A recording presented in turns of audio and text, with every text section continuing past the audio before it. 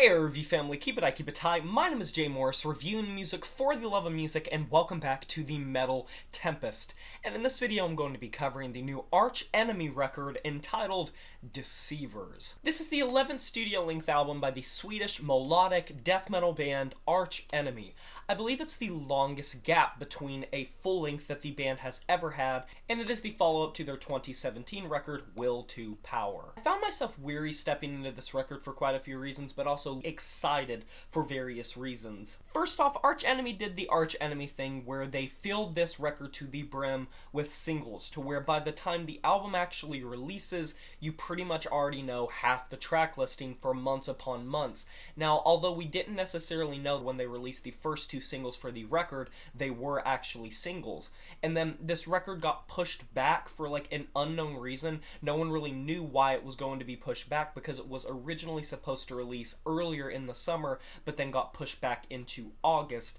The band never really gave a concrete reason for this. Also, guitarist Jeff Loomis not being able to join the band due to different regulations with COVID, and because of that, he didn't get to actually record some of his solos, if not any of the solos, with the band live, and had to do it in a studio in Seattle. But the reason that I was excited was the singles sounded very nice. Let's go ahead and dive into this record, shall we? I say the first thing that I noticed across this thing is it is much more centered around the hook, and for the positive reason. These hooks click more.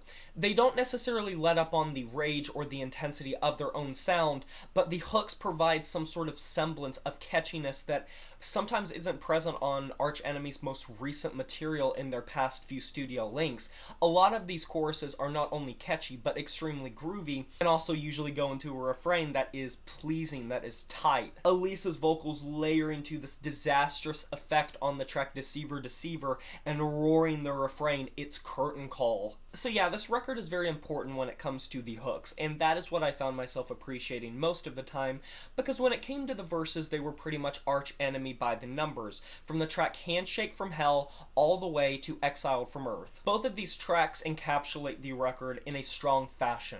The verses are very chuggy, they're melodic, they have cinematic flair to them. Alissa is a monster, and I really have to commend the layering on the vocals here. The production is rough, it's heavy, but it is also very clear cut, and it's very pretty at moments. But the one thing about this record as well is they take it in more of a, I would say, dark direction. Arch Enemy has always been known to be a little more on the darker side of the melodic death metal spectrum, but they've also attracted many people that say that their sound is softer, that it's commercialized, and that it doesn't hit as heavy as certain other melodic death metal bands.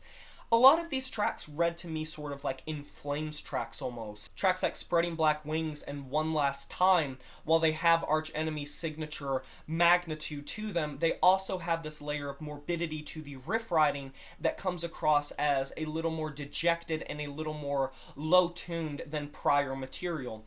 In the past, when they relied so much on cinematics and theatrics to make their sound more orchestral and try to be more epic, and I think that's much of the reason that people sometimes say that they aren't as rough and they're not as heavy and not as brutal as certain other melodic death metal bands that came around in the contemporary scene as them. On this record, they really find a great balance in it, such as on the track Poisoned Arrow, which while it is an Arch Enemy track by the numbers, it's the strings that really carry the song and make it a standout. Because while the production makes it feel heavy, it's the progressive nature of the strings that makes this track a standout compared shoulder to shoulder with everything else on the record, or the clean vocals on the opener. It's a pretty damn bold move as a death metal band to start a track listing off with a track that consists of clean vocals. And while I think the instrumental track Morning Star might feel a little out of place, this feels like a John Carpenter or a Hans Zimmer or just some, classical composer. It's a very short track, and I maybe wish it would have been longer.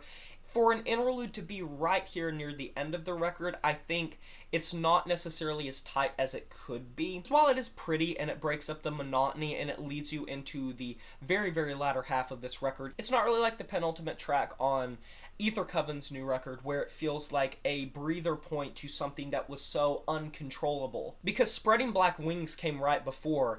It has dingier riffs, a little more forlorn atmosphere, but by the same token, I don't think that anything about this track was any more uncontrollable or restrained or required some sort of interlude to directly follow it like some other track listings may do.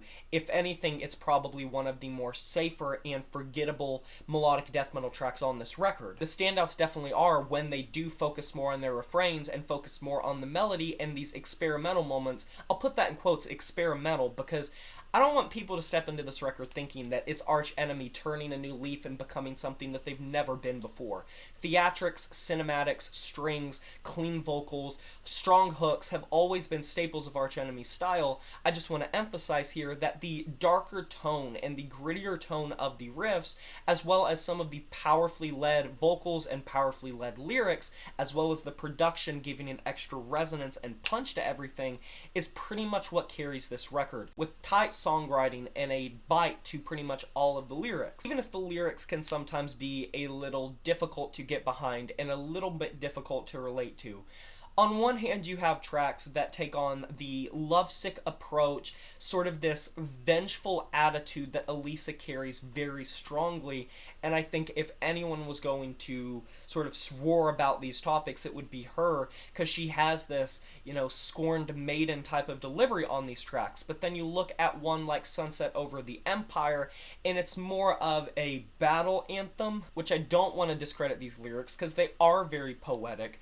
But this track as a lyrical track, besides getting you pumped to just, throw your fists up in unison with like a bunch of people in an arena that are listening to this track, nothing's gonna stick and really emotionally affect the listener. And I think that is kind of the odd dichotomy of this record. You get a lot of tracks that have a very big throat punch when it comes to the emotional factor, and despite the heavy nature and darker nature of these instrumentals, they definitely lay toe-to-toe with tracks that are more anthemic and centered around war and violence and catastrophe, apocalypse, cataclysm. Arch Enemy are nothing if they are not consistent, and across this record what you're gonna get is a bit more of a darker take on Arch Enemy, but nothing that is so unfamiliar that if you either liked or disliked Arch Enemy in the past, it's not going to be up your alley or going to be up your alley. The lyrics are pretty much a mixed bag of anthemic Viking-like choruses and battle anthems mixed with more heart-stricken love songs and kind of more vengeful, scorned maiden type of deliveries. These solos, despite the fact that Jeff wasn't able to be with the band the entire time, are still extremely tight. Him as a guitarist is one of the biggest standouts of any melodic death metal band, and I think every melodic death metal band rhythmatically has to rely on the guitar playing, because many melodic death metal bands have similar vocalists. Most melodic death metal bands really have vocalists that kind of perform the same guttural death metal growl and don't really do much to push it out of its comfort zone. And while Alissa isn't doing any sort of vocal acrobatics or techniques that are going to surprise and leave everyone in shock and awe, I do think that her vocals here are very tight, very well performed, and they layer them to really make them sound a little bit more larger than they would be if they were just plain death growls. She is a very commanding presence and one of the best melodic death metal vocalists, whether you hate Arch Enemy or whether you like them.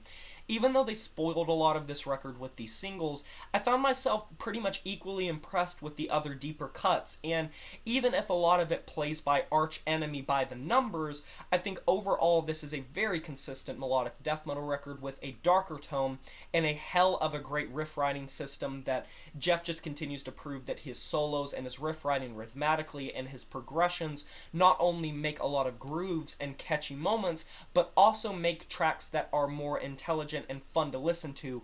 Maybe not the most cerebral death metal riffs you're ever going to hear, but to fit the presence of everything else that's going on in the mix, and obviously the production just makes everything feel like a 10-ton stack of bricks, but doesn't really make it feel homogeneous or desensitized and numb to the organicness of the instrumentation. Take notes, Amon Amarth, on how to make a melodic death metal record that is pretty damn consistent.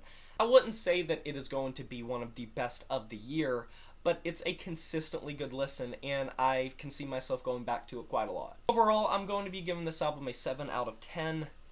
And that is a wrap. Have you heard this new Arch Enemy record, Deceivers? If you have, let me know in the comment section below what you thought about it. I would love to discuss this record with you. Be sure to like this video if you enjoyed it, subscribe to join the review family today, and smash that notification bell to be notified of my future uploads. You know who it is, my name is Jay Morris, and I'm signing off saying farewell.